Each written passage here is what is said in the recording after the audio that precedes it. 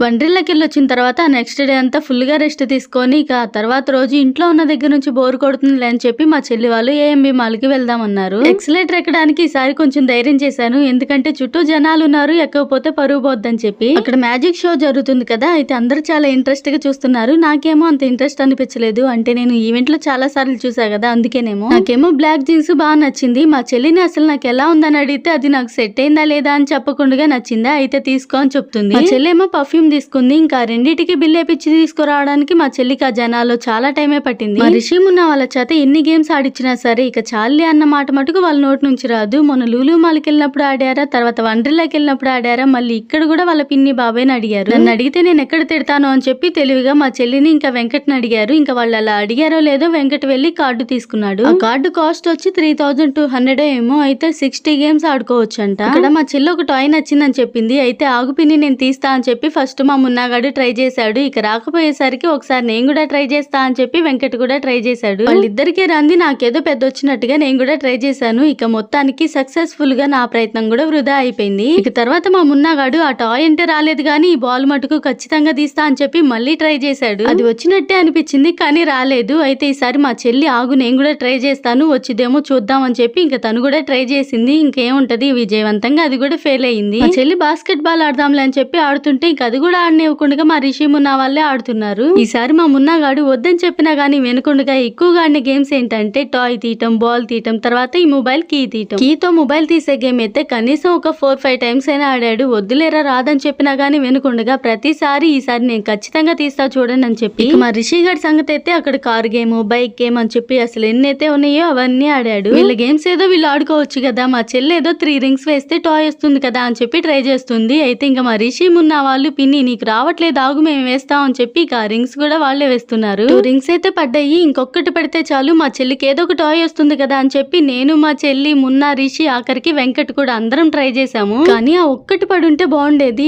ఏం చేస్తాం ఇంకా బ్యాడ్ లక్ అంతే. టాయ్ కావాలంటే బయటైనా కొనుక్కోవచ్చు కానీ ఇలా గేమ్ లో ఆడి గెలుచుకుంటేనే అదొక హ్యాపీనెస్. ఈ గేమ్ పేరేంటో నాకు తెలీదు. అయితే ఇంకా మా వాళ్ళందరూ హుషారుగా ఆడుతుంటే నేను కూడా ఆడాను. అయితే నేను మాత్రం చూసే వాళ్ళకి నీరసం వచ్చేటట్టు ఆడాను. ఇక తర్వాత వెంకట్ స్ట్రెంత్ చెక్ చేసుకునే గేమ్ ఉంటది కదా, దాన్ని కొడదామా వద్దన్నట్టు కొడితే మా చెల్లేమో బట్టలు ఉతికినట్టుగా ఆ స్టైల్లో కొట్టింది. నాకు తెలిసి ఇప్పటి వరకు మా చెల్లి లాగా అలా ఎవరు చెక్ చేసుకొని ఉండుండరు. అవును ఇంటికి వండర్లా వెళ్ళిన లాంగ్ వీడియో అయితే నేను అప్లోడ్ చేశాను. ఇంకా చూసారా లేదా? ఒకవేళ చూడకపోతే గనక ఒకసారి వెళ్ళి చూడండి. అప్పటికే చాలా లేట్ అయిందని చెప్పి మా రిషి మున్న వాళ్ళని ఇక ఇంటికి వెళ్దామా అని అడిగితే ఏంటి అప్పుడేనా అని చెప్పి అంటున్నారు. మా వాళ్ళని ఎక్కడికైనా తీసుకెళ్తే అట్లుంటది మరి. అక్కడ మా రిషి గడి స్టైల్ చూసి మా చెల్లి ఏమంటుందో మీకు కనుక అర్థమైతే తప్పకుండా కామెంట్ చేయండి. దాంతో పాటు ఈ వీడియో నచ్చితే ఒక లైక్ చేయండి.